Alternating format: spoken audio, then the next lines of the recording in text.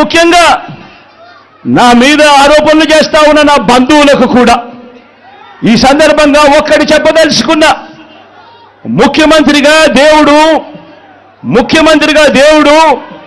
మీ బిడ్డకు అధికారం ఇచ్చింది. ముఖ్యమంత్రిగా దేవుడు అధికారాన్ని మీ బిడ్డకి ఇచ్చింది డబ్బులు సంపాదించుకునే దాని కోసం కాదు. మీ బిడ్డ డబ్బులు సంపాదించుకునే దాని కోసం కాదు.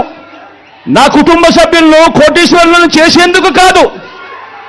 ఆ దేవుడు మీ బిడ్డకు ఈ ముఖ్యమంత్రి పదవి ఇచ్చింది పేదలందరికీ మంచి చేసేందుకు, ఆ పేదలకు మేలు చేసేందుకు దేవుడు ఈ అధికారాన్ని మీ బిడ్డకిచ్చాడు, మీ జగన్కి ఇచ్చాడు. జగన్ అధికారంలోకి వచ్చిన తర్వాత మమ్మల్ని పక్కన పెట్టాడు అని చెప్పి మాట్లాడుతూ ఉన్న నా బంధువులకు ఈ సందర్భంగా తెలియజేస్తా ఉన్నా. మరొక విషయం కూడా నిండు మనసుతో చెప్తా ఉన్నా. వైఎస్ అవినాష్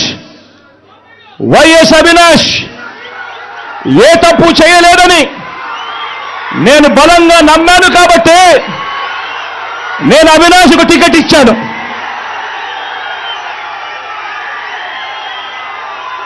ఈరోజు అవినాష్ అడిగిన ప్రశ్నలకు సరైన సమాధానాలు చెప్పలేని వీరంతా చిన్న పిల్లాడైనా అవినాష్ను దూషించడం, అవినాష్ను తెరమరుగు చేయాలనుకోవడం ఎంతటి దారుణమైన కార్యక్రమం అన్నది ప్రతి ఒక్కరూ కూడా గమనించమని అడుగుతా ఉన్నా.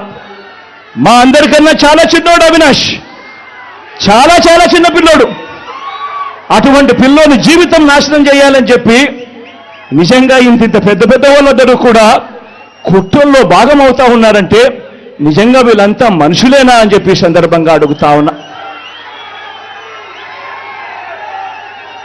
ఈరోజు పులివెందుల్లో కానీ కడపలో కానీ మొత్తం తెలుగు నేల మీద కానీ ఒక జలయజ్ఞం అన్నా, ఒక ఉచిత విద్యుత్ అన్నా, ఒక 108 అన్నా, ఒక 104 అన్నా, ఒక ఆరోగ్యశ్రీ అన్నా, వీటి అన్నింటితో పాటు మీ జగన్ మీ బిడ్డ పెట్టిన ఒక అమ్మఒడి అన్నా, ఒక గవర్నమెంట్ బడులలో ఇంగ్లీష్ మీడియం అన్నా, ఒక నాడు నేడు స్కూల్ అన్నా, ఒక నాడు నేడు హాస్పిటల్ అన్నా, ఒక చేయూత అన్నా, ఒక వైఎస్ఆర్ ఆసరా అన్నా, ఒక 31 లక్షల ఇళ్ల పట్టాలైనా, అందులో కడతా ఉన్న 22 లక్షల ఇళ్ళైనా, ఒక ఆరోగ్యశ్రీ విస్తరించిన ఆరోగ్యశ్రీ అయినా, ఓ ఆరోగ్య ఆసరా అయినా, ఓ ఆరోగ్య సురక్ష అయినా, ఓ విలేజ్ క్లినిక్ అయినా,